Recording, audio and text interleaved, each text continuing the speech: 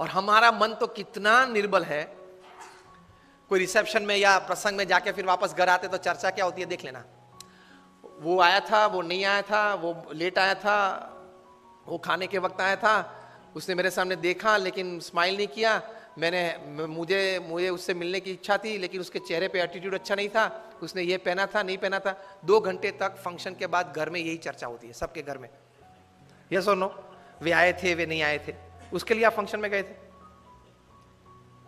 Half of the time we don't know what we are doing.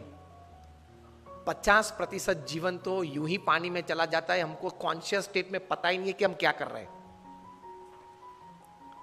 बारात निकलती है तो तीसरे मंजिले पे खड़े खड़े, सुबह में एक तो देरी से उठा है, 10 बज गए हैं तो भी ब्रश करते करते वहां थूक रहा है, स्वच्छ भारत प्रोजेक्ट बिगाड़ रहा है प्रधानमंत्री श्री का, और फिर अंदर आके बोलेगा बारात 20 मिनट तक देखी, दोनों जम नहीं रहे, तो दोनों को जमाने की जिम्मेदारी तेरी थी, और अगर नहीं जमा और कुछ हुआ तो एक की जिम्मेदारी तेरे पे आने वाली है। एटीट्यूड्स हमारे बहुत चीप हो गए हैं। तो मन जरा दृढ़ रखना, accept and welcome wrong attitudes and insults in life. देख तो लो, चेक तो कर लो आप इमोशनली कितने स्ट्रांग है। इमोशनली आप कितने स्ट्रांग है चेक कब होगा? जब आपका किसी ने अपमान किया, जब आप प्रतिष्ठित हो और पोजीशन पे हो, आप अथॉरिटी हो, फिर भी आपकी मनमानी के विरुद्ध कोई अगर ओपिनियन दे और वो भी मीटिंग में दे और मीटिंग में सब मेंबर्स उनको सपोर्ट करे, whether it is pre planned और spontaneous, that is also different story. उस वक्त आपकी अंदर की हालत कैसी बनती है वो आपके एटीट्यूड पे निर्भर होगा। If my opinion works, I am happy to work. If my opinion does not work, somebody else's opinion prevails, I am more happy to work. तो ही महान बन पाओगे। स्टीफन कॉवी ने यही बात लिखी है, The 7 Habits of Highly Effective People पुस्तक लिखा जो सबसे प्रसिद्ध मैनेजमेंट बुक है। उसके बाद उन्होंने एक और अच्छी बुक लिखी है, The 8th Habit। उसका सब टाइटल है From Effectiveness to Greatness, असरकारकता से महानता तरफ। उसमें यही बात लिखी है। स्टीफन कवी आए थे भारत, 5 दिन रुके ये बुक की प्रमोशन के लिए, 4 सेमिनार किए। एक सेमिनार 700 से 1000 लोगों ने अटेंड किया, एक डेलीगेट फी 23,000 रुपये की थी।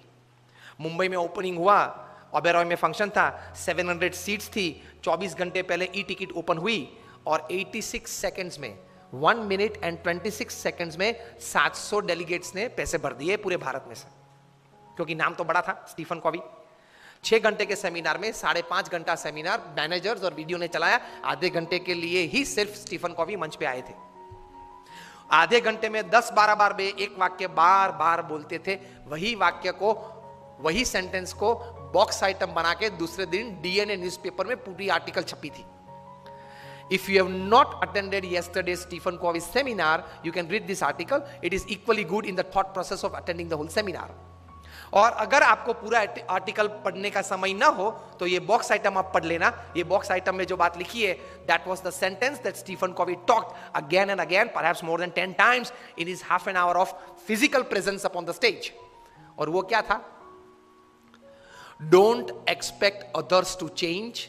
First change yourself, others will follow.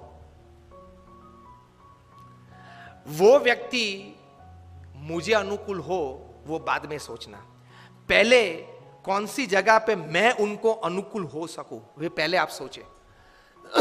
This is spirituality in management. Upanishad में ये बात है। All credits to Stephen Covey ये विचार के हिसाब से, लेकिन ये विचार हमारे उपनिषद में है।